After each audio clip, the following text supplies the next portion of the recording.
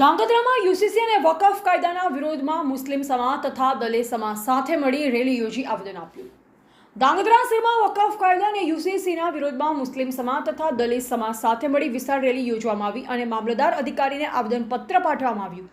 ત્યારે મુસ્લિમ સમાજના આગેવાનોએ કહ્યું હતું કે યુસીસી મુસ્લિમ પર્સનલ લોનને ખતમ કરી નાખશે અને વકફનો કાયદો મુસલમાનોની સંસ્થાઓની સ્થાપના અને સંચાલનના હક છીનવી લેશે, જેથી વકફ કાયદો રદ કરવામાં આવે અને ગુજરાતમાં યુસીસીનો અમલ ન કરવામાં આવે તેવી માંગ મુસ્લિમ સમાજ દ્વારા મામલતદાર અધિકારીને આવેદનપત્ર આપી કરવામાં આવેલ છે। તાજેતરમાં સંસદમાંથી વકફ બિલ પસાર કરી કાયદો બનાવવામાં આવ્યો છે, જેનો દેશભરમાં મુસ્લિમ સમાજ વિરોધ કરી રહ્યો છે। ત્યારે ધાંગધ્રા શહેરમાં યુસીસી અને વકફ કાયદાના વિરોધમાં મુસ્લિમ સમાજ દ્વારા રેલી યોજી આવેદનપત્ર પાઠવવામાં આવ્યું।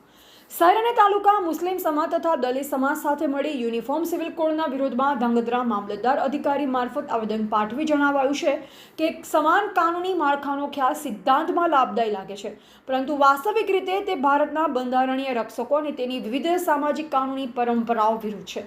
વ્યાપક સર્વસંમતિ અને સાવચેતીપૂર્વક વિચારણા કર્યા વિના યુનિફોર્મ સિવિલ કોડનો અમલ ધાર્મિક સ્વતંત્રતા, સાંસ્કૃતિક વિવિધતા અને સામાજિક સંવાદિતાને જોખમમાં મૂકી શકે છે। તેમજ નવા વકફ કાયદા 2025 રદ કરવાની માંગ કરવામાં આવી છે। જે આવેદનપત્રમાં જણાવ્યું છે કે નવો વકફ કાયદો ભારતના તમામ મુસલમાનોના શ્રદ્ધા અને ધર્મ પર હુમલા સમાન છે। કાયદો મુસ્લિમોની નાગરિકતા અને ધર્મ સંસ્થાનો પર અતિક્રમણરૂપ છે। વકફના નવા કાયદાથી મુસ્લિમોનો ઉદ્ધાર અને પ્રગતિ થશે તેવો દાવો સદંતર ખોટો છે, પાયાવિહોણો છે।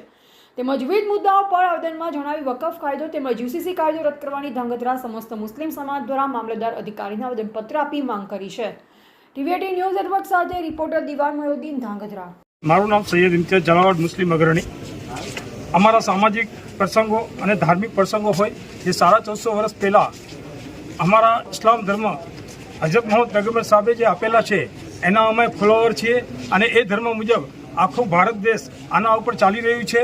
અને ત્યાર પછી આઝાદીના દિવસોમાં અમારા મુસ્લિમ સમાજ આખો ભારત દેશની અંદર જે ડૉક્ટર બાબા સાહેબ આંબેડકરે આપેલા સંવિધાન, ભારતીયની અંદર આપેલું જે સંવિધાન છે તેના મુજબ અમે પૂરેપૂરા પ્રસંગો તેમજ તેની સાથે ખંભો મિલાવીને ચાલીએ છીએ। અને અમને જે મૂળભૂત અધિકાર જો આપેલા છે બાબા સાહેબ, એના ઉપર અમે વધારેમાં વધારે જે કલમ 25, 26, 28 અને 29 જે મુજબ અમારે સામાજિક જીવન અને અમારા જે કંઈ પ્રસંગો હોય તે અનુરૂપ રૂપે અમારે કઈ રીતે ચાલવું અને કઈ રીતે કરવું, તેમાં આજે સરકાર જે કંઈ નવા કાયદા બનાવી રહી છે તેનો અમે સમસ્ત મુસ્લિમ સમાજ સમક્ષ આ કાયદાઓને વખોડી કાઢીએ છીએ। અને આવનારા દિવસોમાં સરકાર અમારી વાતને સાંભળે અને યોગ્ય દિશામાં પગલાં ભરે તેવી અમારી સરકાર પાસે માંગણી છે।